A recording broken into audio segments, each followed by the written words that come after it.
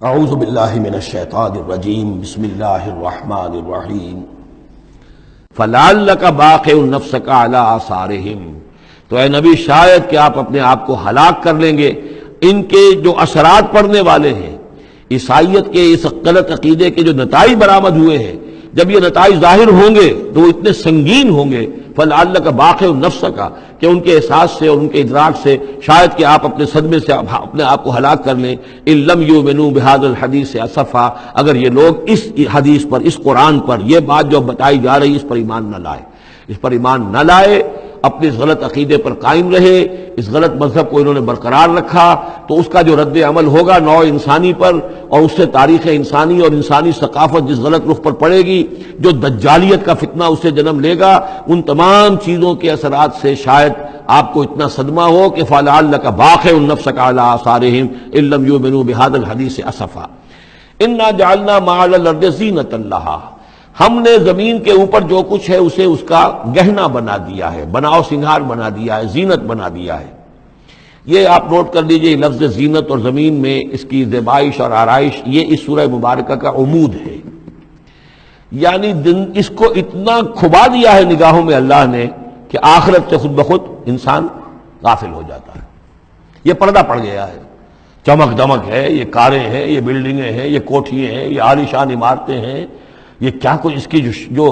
یوں سمجھیے pomp and show جو ہے اس وقت دنیا کا، اور ظاہر بات ہے امریکہ میں جا کر دیکھیے تو جو کچھ یہاں دیکھ رہے ہیں اس سے 10 گنا 100 گنا 1000 گنا آپ کو نظر آئے گا، عقلیں دنگ ہو جاتی ہیں۔ نتیجہ کیا نکلتا ہے کہ انسان یہ سمجھتا ہے کہ اصل شے یہی مادہ ہی ہے، اصل ہدایت پہ یہی لوگ ہیں، یہی لوگ ہیں صحیح معنی میں کہ جنہوں نے واقعتاً علم حاصل کیا ہے، لہذا ان کی غلط تہذیب، ان کا غلط تمدن، ان کے تمام غلط ثقافت کے معاملات کی بھی ہم اسی طریقے سے پیروی کر رہے ہیں۔ یہ سارا مسئلہ جو ہے وہ اس لیے ہے کہ یہ چمک دمک دنیا کی زیبائش اور آرائش، اس سے ہم متاثر ہیں۔ انا جعلنا ما علی الارض زینۃ اللہ، جو کچھ زمین کے اوپر ہے اسے ہم نے اس کے لیے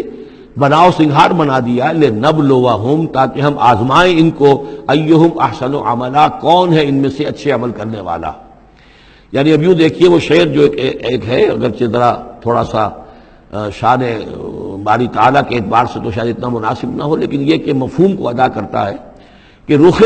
روشن کے آگے شمع رکھ کر وہ یہ کہتے ہیں ادھر آتا ہے دیکھیں یا ادھر پروانہ جاتا ہے۔ ایک طرف ذات باری تعالیٰ ہے اور ایک طرف یہ دنیا ہے، اس کی چمک دمک ہے۔ اب یہ پروانہ جو ہے یہ انسان، اس کا امتحان ہے، آیا یہ اللہ اور آخرت کی طرف جا رہا ہے یا دنیا کی طرف اور دنیا کی زیبائش اور آرائش کی طرف جا رہا ہے۔ جو زیبائش اور آرائش کی طرف چلا گیا وہ گیا، وہ تباہ و برباد ہو گیا، فقط خسر خسرانا مبینا۔ اور جس نے اس دنیا کی زیبائش اور آرائش اس سے منہ موڑ کر وہ جو حقیقت جو اصل حسن ازلی ہے اللہ تعالیٰ کا، اور اس کا جو جلال اور کمال ہے، اور جو آخرت کی نعمتیں ہیں ان کو اختیار کر لیا، وہ کامیاب ہو گیا۔ تو امتحان اتنا ہی ہے کہ رخ روشن کے آگے شمع رکھ کر وہ یہ کہتے ہیں ادھر جاتا ہے دیکھیں یا ادھر پروانہ آتا ہے۔ وَإِنَّا لَجَاعِلُونَ مَا عَلَيْهَا صَعِيدًا جُرُزًا، اور یہ کہ جو کچھ بھی اس پر ہے ہم ایک وقت آئے گا کہ اس کو بنا کر رکھ دیں گے جیسے کہ میدان جس میں سے کہ فصل کاٹ لی گئی ہو۔ جب قیامت ہوگی کیا ہوگا یہاں پر، اسی زمین کو نہ یہاں پہ کوئی وہ پہاڑ رہ جائیں گے، کوٹ کوٹ کر چپٹی کر دی جائے گی، نہ یہ آپ کے پاس جو ہیں وہ اسکائی اسکریپرز رہ جائیں گے، نہ یہ اعلیٰ شان عمارتیں ہوں گی، کچھ نہیں ہوگا۔ یہ سب برابر ہوگا جیسے کہ کسی کھیت کے اندر سے فصل کاٹ دی جاتی ہے تو اب وہ پڑا ہوتا ہے ویران۔ وَإِنَّا لَجَاعِلُونَ مَا عَلَيْهَا صَعِيدًا جُرُزًا، ہم اسے کر کے چھوڑیں گے ایسا کھیت کہ جہاں پر چورا پڑا ہوا ہو، صرف بچا کھچا جو ہے وہ اس کا توڑی کا، اور کچھ نہ ہو۔ ام حسبت ان اصحاب الکہف والرقیم کانوا من آیاتنا عجبا، اب یہاں سے اصحاب کہف کی بات شروع ہو رہی ہے، کیونکہ پوچھوایا تھا یہودیوں نے اصحاب کہف کون تھے۔ کیا تم سمجھتے ہو کہ اصحاب الکہف والرقیم، رقیم جو ہے ان کی تختی تھی ایک جس کے اوپر ان کے حالات لکھ کر، جو ان کے ایک جو کہف تھی ان کی غار جو تھی اس کے اوپر لگا دی گئی تھی، تو انہیں اصحاب الکہف بھی کہتے ہیں، اصحاب الرقیم بھی کہتے ہیں، یہ دونوں انہیں ایک ہی گروہ کے نام ہیں۔ کیا وہ تمہارے خیال میں ہماری بڑی عجیب آیات میں سے تھا؟ یعنی واقعتاً بات تو غیر معمولی تھی، لیکن حقیقت میں ہمارے ہاں تو ہماری تخلیق میں، ہماری صنائی میں اس سے ہزاروں گنا زیادد عجیب باتیں ہوتی ہیں، ہمارے لیے تو وہ کچھ ہے ہی نہیں کسی بھی درجے میں، تم سمجھتے ہو کہ شاید وہ بہت بڑی بات ہے۔ یہ سابق کہف کا جو قصہ ہے، اب میں سمجھتا ہوں کہ پورے وثوق کے ساتھ ہم کہہ سکتے ہیں کہ یہ قصہ کیا تھا۔ دیکھیے جب حضرت مسیح علیہ السلام آئے ہیں تو یہ پورا علاقہ جو ہے فلسطین کا اور یہاں پہ جو آپ نے تبلیغ کی ہے تو یہ اس وقت رومن امپائر کا ایک حصہ تھا. اگرچہ مقامی طور پر ایک لوکل بادشاہ جو تھا یہودی وہاں پر حکومت کر رہا تھا، لیکن وہ پپٹ تھا، اصل میں تو حکومت جو تھی رومیوں کی، جو رومی تھے بت پرست. اور اس کے بعد چونکہ انہوں نے بغاوت کی، حضرت مسیح تو اٹھا لیے گئے سن 30 عیسوی کے آس پاس یا 33 عیسوی کے آس پاس، لیکن اس کے بعد جو ہے ان یہودیوں نے بغاوت کی رومیوں کے خلاف، جس کے نتیجے میں سن 70 عیسوی میں ٹائٹس رومی نے تو ان کی حکومت بھی ختم کی اور بیت المقدس کو برباد کیا، یروشلم کو تباہ کیا، 1,33,000 یہودیوں کو قتل کیا اور ان کو بھیج دیا، نکال دیا وہاں سے باہر. اس وقت کا معاملہ یہ ہے کہ اب کوئی اکے دکے جو بھی رہ جاتے تھے یہاں پر، کوئی یہودی یا عیسائی، یہودیوں کو تو نکال دیا، عیسائی رہ گئے،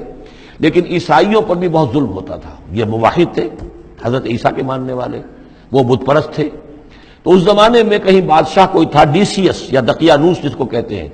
اس کے زمانے میں کچھ جو عیسائی تھے حضرت عیسیٰ پر ایمان رکھنے، آج کے عیسائیوں پر قیاس نہ کیجئے، جو نصارہ تھے حضرت عیسیٰ کو ماننے والے جو موحدین تھے، ان میں سے کچھ نوجوانوں کی پیشی ہوئی بادشاہ کے دربار میں. انہوں نے کہا کہ تم اپنے نئے دین سے اگر باز نہیں آؤ گے، اتنے دن کی مہلت تمہیں دی جا رہی ہے تو تمہیں سولی چڑھا دیا جائے گا، بس مہلت دی جا رہی ہے، جاؤ غور کر لو، سوچ لو. ان لوگوں نے آ کر سوچا کہ اب نہ تو ہمارے لیے یہ ممکن ہے کہ ہم مقابلہ کر سکیں، چلو کسی غار میں چھپ جاتے ہیں، دیکھیں اللہ تعالیٰ کیا کرتا ہے ہمارے لیے. وہ ایک غار میں جا کر چھپ گئے،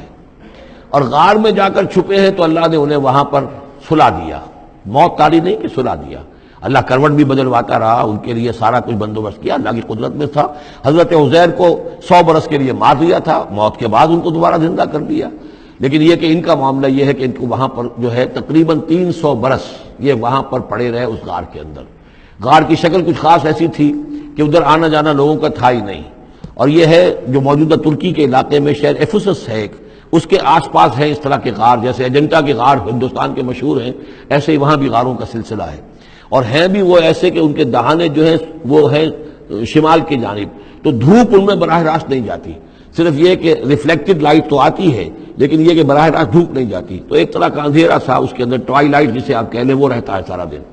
وہاں پر یہ 300 برس تک سوتے رہے. اس 300 برس کے عرصے میں یہ ہوا کہ رومن امپائر جو ہے اس نے خود عیسائیت اختیار کر لی.